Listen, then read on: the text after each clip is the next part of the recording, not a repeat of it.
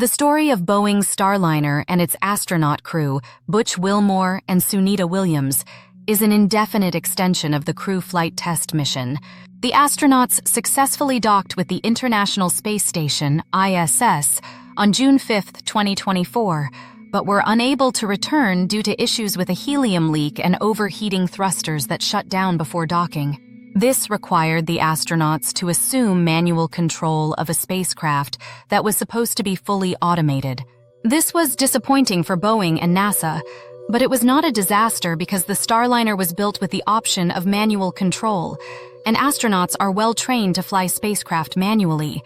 The incident exposed additional concerns between NASA and Boeing about the spacecraft's reliability and the acceptable risk of return, which NASA plans to address in their anticipated update on August 14, 2024, the 70th day of the mission. After spending the last 2 months identifying and testing the thruster issue that occurred during the docking phase with the ISS, Boeing has publicly stated that the issues with Starliner do not pose a risk to the spacecraft or the crew. Boeing's confidence in the Starliner's ability to return safely is not completely unfounded, because NASA has confirmed that the Starliner is available if there is an immediate need to return the crew to Earth. NASA also worked closely with Boeing to identify the thruster issue's root cause and has publicly expressed the validity of the findings.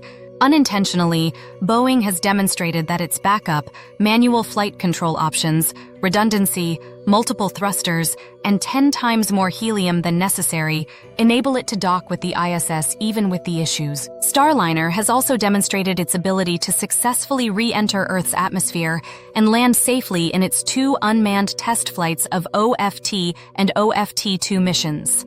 Boeing's reasoning for its confidence is not unfounded, but the plaguing issues of both hardware and program management have created questions around the Starliner program. Boeing has publicly asserted that it can resolve the thruster issue through its ground test findings and manual flight options, while also implying that Aerojet Rocketdyne, the thruster subcontractor, is to blame for not meeting the Starliner requirements. NASA has also stated that an option would be that Starliner could return autonomously, just as the unmanned flights of OFT and OFT-2 operated fully autonomously. NASA expected that Starliner could return autonomously if it chose not to risk the astronauts on a return flight, given that Starliner's primary flight mode, even when manned, is autonomous. Boeing acknowledged that the proven OFT-2 autonomous flight software is different from CFT software. Starliner can still fly autonomously, but the current software does not allow for autonomous undocking from the ISS. This implies that either a software update and potential hardware modification are required for autonomous return, or a crewed return is required for Starliner to undock from the ISS. There are now questions about whether Starliner has other issues. The problems that NASA and Boeing have identified with Starliner are most likely not enough to support a final decision that Starliner cannot successfully return to Earth. The ongoing concerns about unknown factors, such as the helium leak and Boeing's accusations against Rocketdyne, highlight a potential lack of controls and oversight in Boeing's management of the Starliner program. NASA, Boeing's customer, must decide whether to proceed with the return or remain cautious with the consideration of Boeing's issues may lead to more unexpected problems. NASA has clearly taken a cautious approach to making a final decision on the crewed return of the Starliner. In the past, people have criticized NASA for taking safety for granted, or at the very least, becoming complacent when it comes to safety.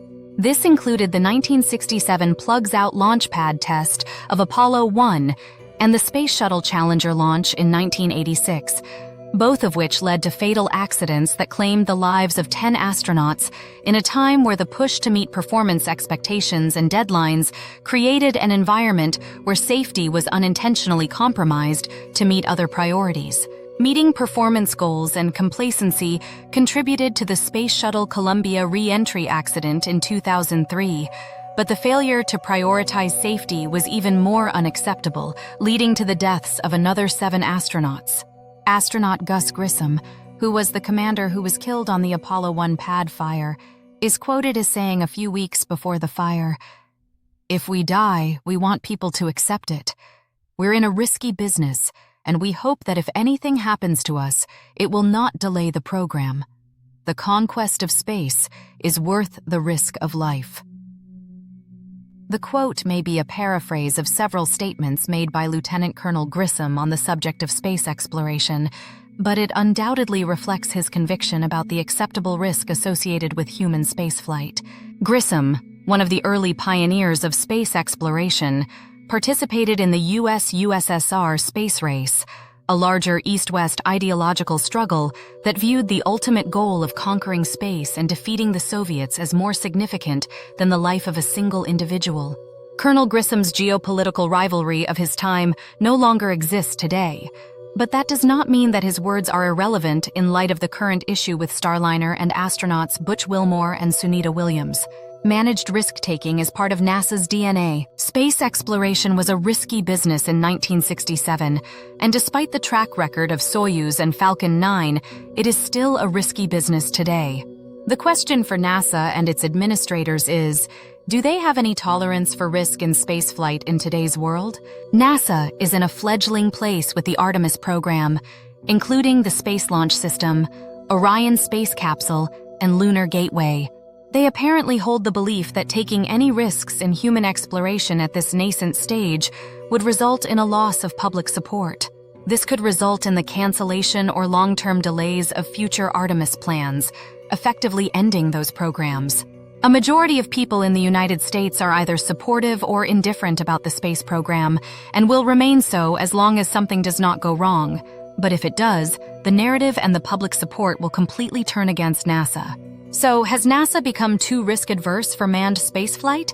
Perhaps we shouldn't place too much emphasis on the Starliner return delays that NASA is insisting upon to definitively answer that question.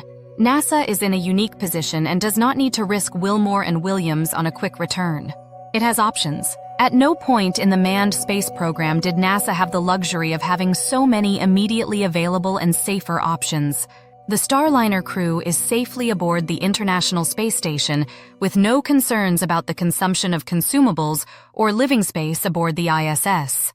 SpaceX, Cargo Dragon, and Grumman, Cygnus, are currently available to provide resupply missions to the ISS, as well as keep the ISS fully stocked, even with a larger crew. NASA is exploring both the SpaceX Crew Dragon and the Roscosmos Soyuz as viable return options for the astronauts.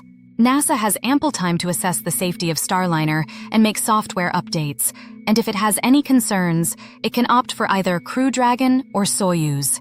If it so chooses, it can schedule these missions, keeping in mind that the least risky option for the Starliner crew is the most suitable option to avoid jeopardizing the crew and its future Artemis plans. NASA can make safety paramount and not risk its future plans by taking the time to decide on Starliner, and could possibly save the Starliner program in the process. Boeing's confidence in Starliner being able to return is not unfounded, but the risk of known and unknown issues has made NASA cautious. Boeing clearly has issues that will require an overhaul of the Starliner program even if it safely returns.